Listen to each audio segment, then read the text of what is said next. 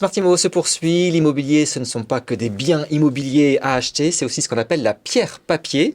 Si vous voulez moins de tracas de gestion, en tout cas au quotidien. David Sexig, bonjour. Bonjour Gilad. Vous êtes cofondateur et directeur général de Remake Asset Management. Alors vous êtes une société de gestion, particulièrement en pierre papier. Précisez-nous exactement ce que vous faites.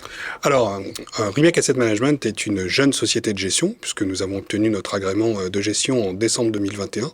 Mais qui dit jeune, dit pas forcément expérimenté, puisqu'on est déjà 8 collaborateurs, tous issus du monde régulé, et les deux fondateurs, Nicolas Kert et moi-même, bénéficions tous les deux de 15 à 20 ans d'expérience dans la gestion de la pierre papier.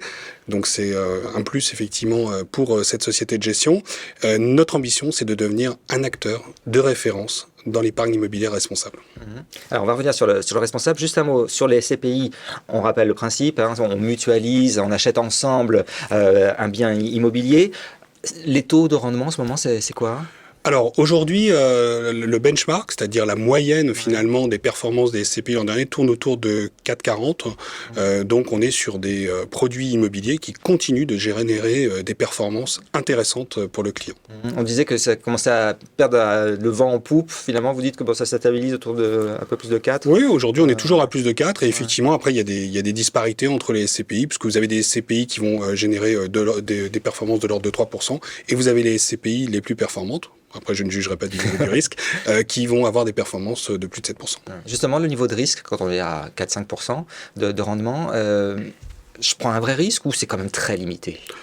Alors, dire que c'est très limité, évidemment, je prêche pour ma paroisse, mais ceci dit, ce qu'on voit, c'est qu'on est dans des véhicules qui sont mutualisés parce qu'on diversifie au niveau des locataires, donc on diversifie le risque de non-paiement de loyer, on diversifie au niveau des typologies d'actifs, puisqu'on achète différents types d'actifs, du commerce, du bureau, de la logistique, par exemple. On diversifie aussi au niveau géographique, puisqu'on va acheter dans des régions différentes, voire dans des pays différents. Donc, effectivement, ce sera toujours moins risqué de passer dans un produit dit mutualisé que de faire un investissement immobilier en direct, comme vous l'avez dit d'ailleurs, sans compter les tracas de gestion qui sont associés. Et vous d'ailleurs, il n'y a pas de frais d'entrée. C'est assez rare, parce que souvent les SCPI, on se dit, oh là là, ils prennent 1%, 2%, 3% au début. Alors c'est même plus que ça, parce qu'effectivement, il y a 200 SCPI sur la place, et il y en a 3 qui sont sans commission de souscription. Ce sont des SCPI un peu nouvelle génération. La commission de souscription est un frais d'entrée de l'ordre de 10% de la valeur de la souscription, donc c'est relativement important. Nous, on a fait le choix de proposer en fait une SCPI sans commission de souscription, en échange de frais de gestion plus élevés sur la durée de détention du produit.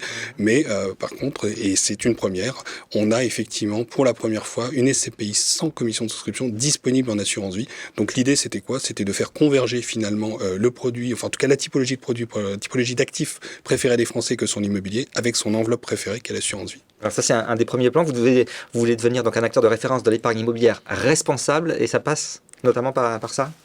Ah oui, bien sûr que ça passe par ça, parce que pour devenir un acteur de référence, déjà, il faut faire en sorte que les produits soient accessibles.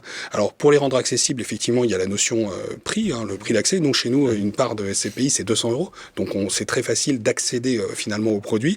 Et puis, l'accessibilité, elle se fait aussi au travers de l'absence de frais d'entrée, et puis de la multidistribution. Nous sommes disponibles au travers de différents supports. Vous voulez une part de Remake Life, qui est le nom de la SCPI, vous pouvez l'acheter en direct, vous pouvez l'acheter en démembrement, vous pouvez l'acheter au sein d'un contrat en assurance vie, comme unité de compte immobilière. Donc vous avez vraiment le choix, et ça c'est important.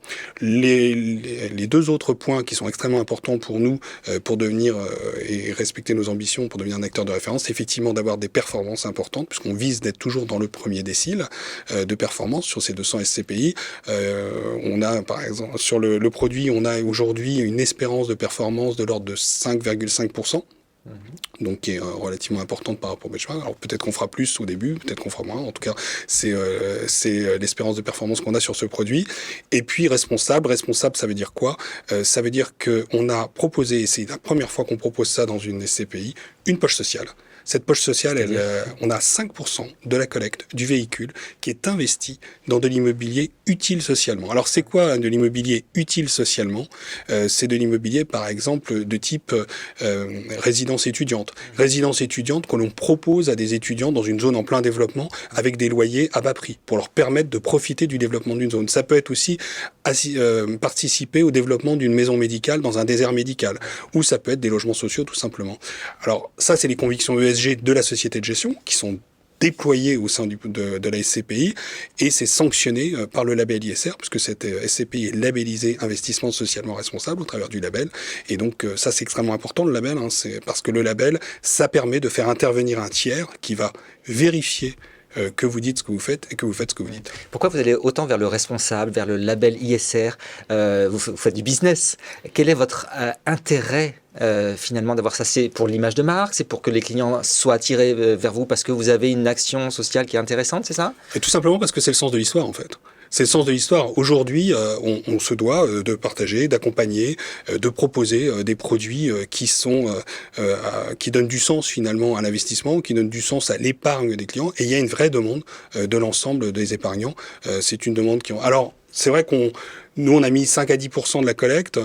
Ça dépendra effectivement des retours terrain. Si demain matin, la demande est telle en termes de social qu'on doit augmenter la proportion, ben on le fera. La performance en fait des produits immobiliers est telle qu'on peut très bien se permettre d'abandonner un petit peu de performance au travers de cette poche sans décevoir quiconque. Il y a de la marge en fait. Vous dites qu'il y a un facteur porteur. Absolument, il y a de la marge. Voilà, il se passe des choses et vous pouvez effectivement consacrer une part aux responsables et au social. Eh bien, merci beaucoup de nous avoir présenté toutes ces activités chez Remake Asset Management, David Sexing. Merci Gillian, à bientôt. C'est la fin de cette émission. Merci de nous avoir suivis. On se retrouve très bientôt sur Bismart.